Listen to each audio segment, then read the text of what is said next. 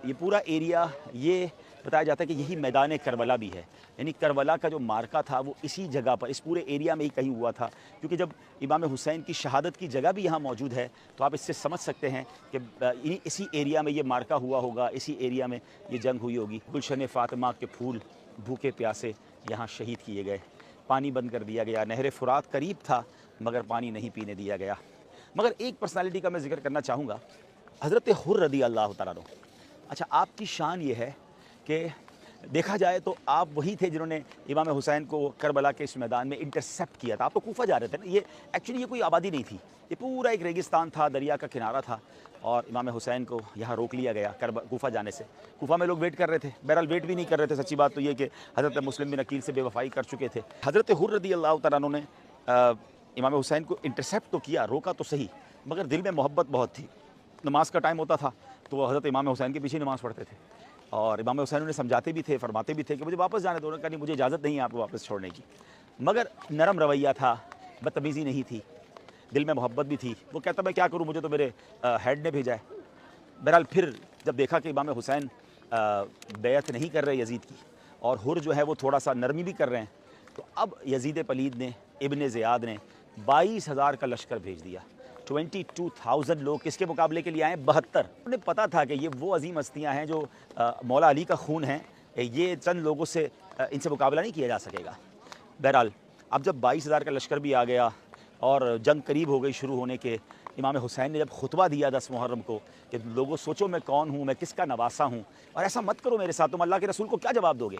तो अब क्या हुआ नाज़रीन, हज़रत हुर के दिल की दुनिया बदल गई। हज़रत हुर जो हैं वो उनको बहुत ज़्यादा कहते थरथराने लगे, काँपने लगे। तो हज़रत हुर के जो साथी थे ना, वो आपको पता है क्या कहते हैं? हुर तुम तो बड़े जवान मर्द हो, तुमने बड़े बड़े मार्के लड़े, ये तुम्हें क्या हो गया, क्यों डर रहे हो? तो आपने बड़ा तारीख़ी जुमला कहा कि मुझे जन्नत नज़र आ रही है सामने और तुम्हारे साथ खड़ा हूँ तो ऐसा लग रहा है मुझे दोज़ख अपनी तरफ खींच रही है।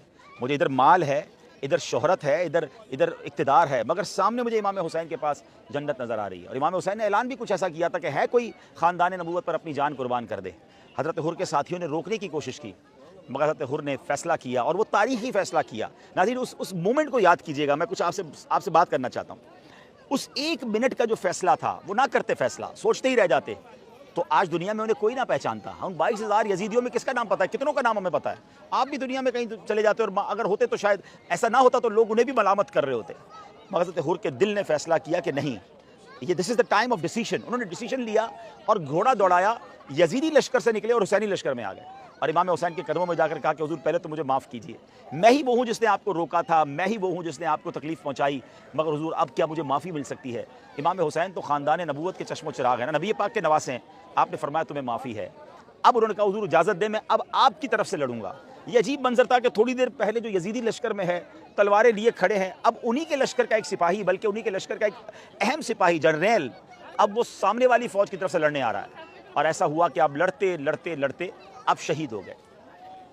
अल्लाह अकबर। लेकिन वो जो डिसीजन था ना, उसने हज़रत हुर को कहाँ पहुँचा दिया कि आज जब भी हज़रत हुर का हम नाम लेते हैं तो रदी अल्लाह ताला अन्हु नाम के साथ लगाते हैं। वो शायर कहते हैं ना, ये नारा हुर का था जिस वक्त फ़ौज शाम से निकला कि देखो यूँ निकलते हैं जहन्नम से खुदा वाले। अच्छा, वाक़या आपने कई बार सुना होगा, मगर इसी करबला के मैदान से मैं उससे एक मैसेज देना चाहता हूँ। हम में से बहुत सारे ऐसे होंगे जो हराम कमा रहे होंगे, मुझे सुनने वालों में हो सकता है ऐसे बहुत सारे होंगे जो गलत काम कर रहे होंगे, कोई शराब पीने वाला, कोई बदकारी करने वाला, कोई हराम ज़िंदगी गुजारने वाला।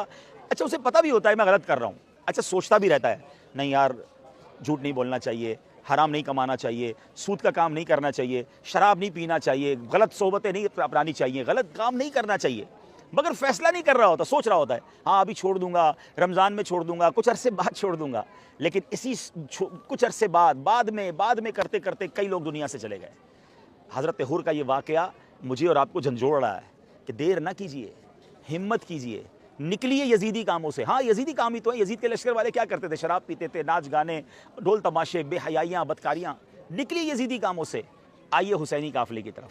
फ़ैसला करना होगा, हराम रोज़ी छोड़नी होगी, बुरे काम छोड़ने होंगे।